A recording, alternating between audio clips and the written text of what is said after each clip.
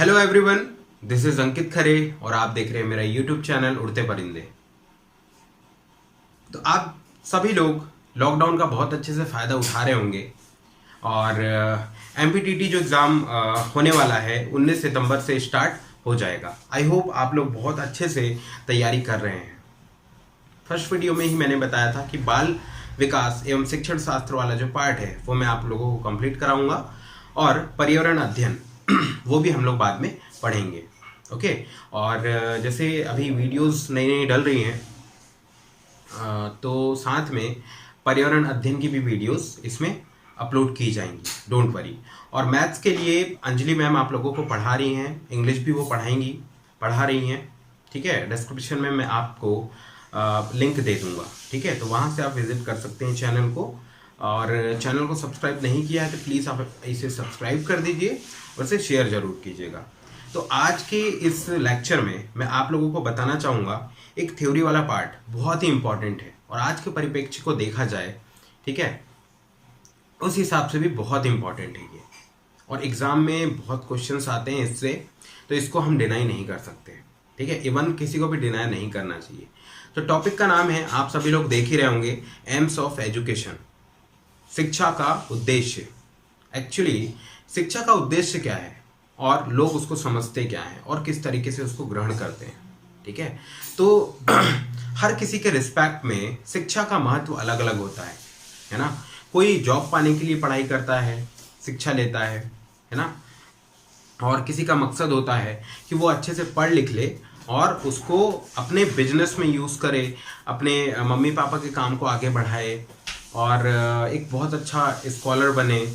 ठीक है, तो जो हमारे फिलोसफर्स हैं, पुराने जो साइकोलॉजिस्ट हैं, एजुकेशन से रिलेटेड इंडियन फिलोसफर हैं, उन्होंने शिक्षा के लिए कुछ जो उद्देश्य हैं उन्होंने अपने मत और विचार रखे हैं। वही डायरेक्टली एग्जाम में पूछे जाते हैं। 4 ऑप्शंस दिए जाते हैं कि ये जो मत है ना शिक्षा के प्रति, वो किसने दिया है। ओके, तो सबसे पहले मैं स्टार्ट करना चाहूंगा। देख पा रहे होंगे आप लोग, एम्स ऑफ एजुकेशन, शिक्षा के उद्देश्य, परिस्थिति और आवश्यकता के अनुसार मानवीय प्रकृति पर निर्भरता। इससे तात्पर्य यह है कि जिस प्रकार की परिस्थिति है, बैकग्राउंड है, कोई बच्चा बहुत ही गरीब परिस्थिति में पैदा हुआ है लेकिन उसके अंदर कोई इंस्पिरेशन की भावना अगर जाग गई है, उसने कुछ बहुत ही बड़े आदर्श को देख लिया है, तो उसके मन में वो भावना जागेगी कि यार मैं भी इन फला इंसान की तरह एक IAS ऑफिसर बनूंगा या एक टीचर बनूंगा या पुलिस ऑफिसर बनूंगा या कुछ भी मैं बनूंगा। ठीक है, ठीक है, तो उस हिसाब से उसका जो शिक्षा को ग्रहण करने का नजरिया है वो बिल्डअप होता है बचपन से। ठीक है, अब बात करते हैं परिस्थिति। जिसने बचपन से बहुत गरीबी देखी हो तो वो सोचेगा कि यार इतना पैसा हो कि कभी मेरे परिवार को प्रॉब्लम फेस ना करनी पड़े। ठीक है, और एक जो बहुत ही अमीर परिवार से है, माँ बाप को ज़्यादा फुर्सत नहीं है अपने बच्चों पे ध्यान देने के लिए, तो उस बच्चे का शिक्षा के प्रति जो नज़रिया है बिल्कुल डिफरेंट होगा। ठीक है, तो परिस्थिति के अनुसार और मानव की प्रकृति, नेचर के हिसाब से उसका जो एम ऑफ एजुकेशन है वो चेंज हो जाता है। ठीक है, तो यहाँ पे हम लोग मेन जो उद्देश्य हैं, आइडियलिज्म की बात करते हैं, आदर्शवाद की, है ना। तो ज्ञान प्रदान करने का उद्देश्य, AIIMS of providing knowledge provide करने का उद्देश्य है किसका, एजुकेशन का, है ना। तो पहला बौद्धिक विकास, बेहतर समायोजन, समाज के साथ हो या फैमिली के साथ हो, सामाजिक निपुणता, समाज में किस तरीके से अपने आप को रिप्रेजेंट करना है, किस तरीके से लोगों को सपोर्ट करना है, ये सारी चीजें इस पे आ जाती है सामाजिक निपुणता में, है ना। कब किसको क्या हेल्प करना है। चरित्र निर्माण, बहुत ही इंपॉर्टेंट पॉइंट है ना। चरित्र निर्माण में एजुकेशन का बहुत बड़ा रोल होता है और ये एक उद्देश्य भी है ना। तथा आध्यात्मिक चेतना का विकास। आध्यात्मिक चेतना, बहुत सारे लोग जानते हैं आध्यात्मिक का अर्थ, है ना, अच्छा जीवन, अच्छे आचार विचार और दैनिक दिनचर्या कैसी क्या होनी चाहिए, ये अध्यात्म को अच्छे से रिप्रेजेंट करती है। ठीक है, तो आध्यात्मिक चेतना का विकास, कॉन्शियसनेस, अध्यात्म के प्रति कॉन्शियसनेस का विकास, है ना, इस पे है। अब दूसरा जो एम है एजुकेशन का, वह है व्यवसाय चुनने का उद्देश्य, है ना, एम्स ऑफ चूजिंग ऑक्यूपेशन, संरक्षण, रोजी रोटी। तो अब कोई मनुष्य है, इस पृथ्वी में जन्म लिया है, ठीक है, इस दुनिया में आया है, तो उसको अपने संरक्षण की जरूरत है। संरक्षण मतलब अपने को बचा के रखना। बचा के कैसे रखेगा? जब वो खाएगा पिएगा और अपनी फैमिली को भी बचा के रखेगा। ठीक है, अपनी फैमिली को बहुत सारी ज़रूरतें होती है, जैसे कि उनको एजुकेशन प्रोवाइड करना। अब घूम फिर के बात एजुकेशन पे भी आ गई। ठीक है, तो मेडिकल फैसिलिटीज़ उनको मिले, हॉस्पिटल की अगर ज़रूरत हो कोई बीमारी से लड़ने के लिए तो उसकी भी ज़रूरतें पूरी हो। संरक्षण, खुद को बचाने के लिए। दूसरा रोजी रोटी। अब बचाएगा कैसे वो? जब तक रोजी रोटी नहीं होगी तो वो बच नहीं सकता, है ना। तो व्यवसाय को चुनने के लिए भी शिक्षा की बहुत ज़्यादा ज़रूरत पड़ती है और एक ये उद्देश्य है एजुकेशन का। ठीक है व्यक्ति का सर्वांगीण विकास, overall personality development, third point है ना। बाय पेस्टोलॉजी, पेस्टोलॉजी एक साइकोलॉजिस्ट थे जिन्होंने बोला था शिक्षा को मस्तिष्क, हृदय तथा हाथों का संतुलित विकास कहा है ना। मस्तिष्क और हृदय और हाथ, ये जो हमारे, हम साइकोमोटर की बात करते हैं, हाथ पर चलाने, मूवमेंट की बात करते हैं। ठीक है, तो इसका ये संतुलित विकास कहना चाहिए। जब इनने संतुलित का यूज कर लिया है, संतुलित वर्ड का, तो इसका सीधा सा मतलब है कि ये एक जन कल्याण के लिए हो, खुद के कल्याण के लिए हो, अपने परिवार के कल्याण के लिए हो। ठीक है, तो गांधी जी ने भी शरीर, मन तथा आत्मा की बात की है। शरीर, मन और आत्मा के सर्वांगीण विकास को ही रियल मायनों में शिक्षा कहा गया है। ओके, अब देखते हैं फोर्थ वाला, पूर्ण जीवन का उद्देश्य, aim of fulfilment of life, aim of fulfilled life, है ना। पूर्ण जीवन का उद्देश्य, पूरी तरीके से जीवन का उद्देश्य, हर परिप्रेक्ष्य में देखें, है ना, हर एंगल से देखें तो जीवन को परिपूर्ण कौन करता है? शिक्षा। उसके बिना एक संपूर्ण जीवन, पूर्ण जीवन को प्राप्त करना एक बहुत ही कठिन कह सकते हैं, बहुत कठिन। ठीक है, हर्बर्ट स्पेंसर ये भी एक एजुकेशन से रिलेटेड साइकोलॉजिस्ट हैं। उन्होंने 5 क्रियाएं सम्मिलित की हैं शिक्षा के लिए। पहला, आत्म संरक्षण, मतलब खुद को संरक्षित करना, खुद को बचा के रखना। कैसे?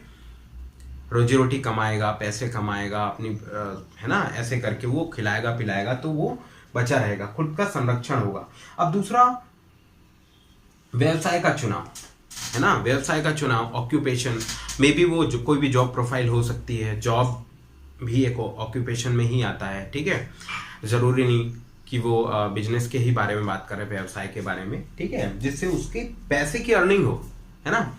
अब दूसरा, समाज में योगदान। तो समाज में, हम समाज के बीच में रहते हैं तो हम अपने आप को पूरी तरीके से अलग नहीं कर सकते।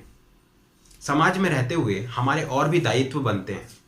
ठीक है, we have so many responsibilities for society. Okay, तो हमें समाज में योगदान देने के लिए भी कौन तैयार करता है? Education with the help of moral values, है ना। अब देख लेते हैं, अपने घर के महत्वपूर्ण सदस्य होना। जब तक आप इंपॉर्टेंट रोल प्ले नहीं करेंगे एक सोसाइटी में, एक फैमिली में और इवन खुद की नजरों में, है ना, तब तक के आप अपने घर के एक महत्वपूर्ण सदस्य नहीं हो सकते हैं। ठीक है, जब भी बात आती है किसी के भी घर की, तो एक मुख्य पर्सन उनके यहाँ होता है। कई बार तो ऐसा होता है कि उनके घर में एक बंच ऑफ सक्सेसफुल पीपल होते हैं, है ना, सारे लोगों का अलग ही नाम चलता है। ठीक है, तो अपने घर के महत्वपूर्ण सदस्य होना। उसके बाद खाली समय को बेहतर उपयोग करना। जो शिक्षित लोग हैं रियल मायनों में, वो अपने टाइम को बहुत अच्छे तरीके से यूटिलाइज करते हैं। और जब भी अभी ये जो लॉकडाउन चल रहा है, बहुत सारे लोग अपना टाइम बर्बाद कर रहे हैं। क्या लॉकडाउन कब खत्म होगा, ये वो दुनिया भर का, नहीं तो टिकटॉक पे वीडियो बनाना, पबजी खेलना। यार इन सब का मतलब क्या है? है ना। ठीक है, इसके बारे में हम लोग एक अलग वीडियो में डिस्कस करेंगे, टिकटॉक और पबजी के बारे में बहुत ही डिटेल जानकारी मैं आप लोगों को देना चाहूँगा। ठीक है, टिकटॉक और पबजी हमारे भारत देश को किस तरीके से बर्बाद कर रहा है और लोग इसको समझना भी नहीं चाहते। ठीक है, अगला हम लोगों का 5th पॉइंट है चरित्र निर्माण का उद्देश्य, है ना। चरित्र निर्माण आप लोगों को पता है, जॉन ड्यूवी, है ना, इसने बोला कि शिक्षा जो है मनुष्य को असामाजिक तथा असंस्कृत व्यक्तित्व, असंस्कृत मतलब जिसके अंदर संस्कृति से रिलेटेड कोई भी वैल्यू ना हो, है ना। असामाजिक मतलब जो समाज के परिप्रेक्ष्य में अगर हम देखें तो लायक ना हो। ठीक है, तो शिक्षा असामाजिक तथा असंस्कृत व्यक्तित्व से मानवीय तथा सामाजिक स्तर तक पहुंचाता है। ठीक है, ये हमारे हो गए किसके उद्देश्य, शिक्षा के, है ना। आइडियलिज्म आदर्शवाद की बात कर रहे हैं। ठीक है, परिस्थिति एवं आवश्यकता के अनुसार और मानवीय प्रकृति के अनुसार ये चेंज होता रहता है समय के अनुसार। ठीक है, लेकिन हम एग्जाम के परिप्रेक्ष्य में बात करें तो these points are very important. अब इसके बाद एक और बच जाता है। ठीक है, तो देखते हैं उसको भी। 6th वाला जो पॉइंट है व्यक्तिगत उद्देश्य, personal aim of education, this is very important point. ठीक है, तो कुछ साइकोलॉजिस्ट हैं, एजुकेशनल साइकोलॉजिस्ट, है ना, नन, रूसो, हर्बर्ट, इनके बारे में हम लोग एक अलग से पढ़ेंगे। ठीक है, कि ये जो साइकोलॉजिस्ट हैं बार बार ये आ रहे हैं, टकरा रहे हैं हमारे इन क्लासेस में, इन नॉलेजेस में, तो इनके बारे में हम लोग डिटेल में पढ़ेंगे और इनके क्या कंट्रीब्यूशन है एजुकेशन में, इसको भी हम लोग समझेंगे।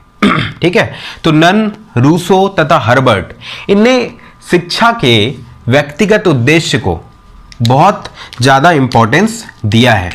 ठीक है, हर इंसान का अपना एक व्यक्तिगत पर्सनल एम होता है कि वो शिक्षा क्यों ग्रहण कर रहा है। ठीक है, तो इसे नन, रूसो और हर्बर्ट ने इम्पोर्टेंट माना है। ठीक है, उनके अनुसार मनुष्य की जन्मजात शक्तियों तथा संभावनाओं का पूर्ण विकास आवश्यक है। ठीक है, तो उन लोगों का मत ये था कि मनुष्य के अंदर जन्मजात शक्तियों, है ना, अनुवांशिकता के बारे में बात कर रहे हैं, कोई काला जादू वगैरह की बात नहीं हो रही है यहाँ पे। ठीक है, तो मनुष्य के जन्मजात शक्तियों तथा संभावनाओं का, है ना, कि उनके अंदर क्या संभावनाएं हैं, ठीक है, उसका पूर्ण विकास ज़्यादा इम्पॉर्टेंट है ना। अब हम लोग बात कर लेते हैं 7th वाला पॉइंट। ठीक है, which is also very important, सामाजिक उद्देश्य, सोशल एम, है ना। शिक्षा एक प्रक्रिया है सामाजिकरण करने की। सामाजिकरण मतलब समाज में किस तरीके से अपने आप को दिखाना है, प्रेजेंट करना है ना, रिप्रेजेंट करना है। ड्यूवी तथा बागले, ये भी कौन है, ये भी एजुकेशनल साइकोलॉजिस्ट हैं, है ना। इन्होंने कहा था शिक्षा का उद्देश्य सामाजिक निपुणता होना चाहिए, है ना। आई होप आज की ये क्लास आप लोगों को समझ में आई होगी और ऐसे ही टॉपिक्स पे हम लोग वीडियो बनाएंगे और आप बिल्कुल निश्चिंत रहिए कि सर आप टॉपिक पढ़ा रहे हो, व्हाट अबाउट क्वेश्चंस, किस टाइप के क्वेश्चंस आते हैं। तो सॉरी, क्वेश्चंस इन्हीं जो टॉपिक्स हैं, इंपॉर्टेंट टॉपिक्स, उन्हीं से आते हैं। ठीक है, तो क्वेश्चन सीरीज भी हम लोग स्टार्ट करेंगे, डोंट वरी। और ऐसे ही वीडियोस को बिना सर्च किए पाने के लिए प्लीज़ मेरे चैनल को सब्सक्राइब कीजिए और बेल आइकॉन को प्रेस करना ना भूलें। और अपने दोस्तों को, रिश्तेदारों को, अपने परिचितों को मेरे वीडियोस को शेयर कीजिए और उन्हें भी सब्सक्राइब करवाइए। और कमेंट सेक्शन में मुझे बताइएगा कि ये वीडियो आप लोगों के लिए हेल्पफुल है या नहीं है, या कुछ और इसमें ऐड करने की ज़रूरत है। ठीक है। क्योंकि आपका किया हुआ कमेंट आपके लिए शायद ज़्यादा टाइम टेकिंग नहीं होगा, लेकिन ये हम लोगों का मोटिवेशन लेवल को बनाए रखने के लिए बहुत बड़ा काम कर सकता है।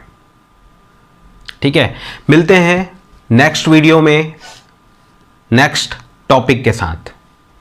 धन्यवाद।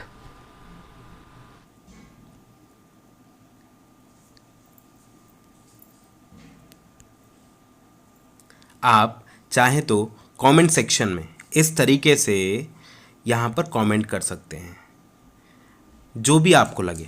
ठीक है, अगर आपको ये वीडियो अच्छी लग रही है, बुरी लग रही है, कुछ चीज़ ऐड करना है, वो भी आप मुझे बता सकते हैं। अपने सजेशंस आप दे सकते हैं।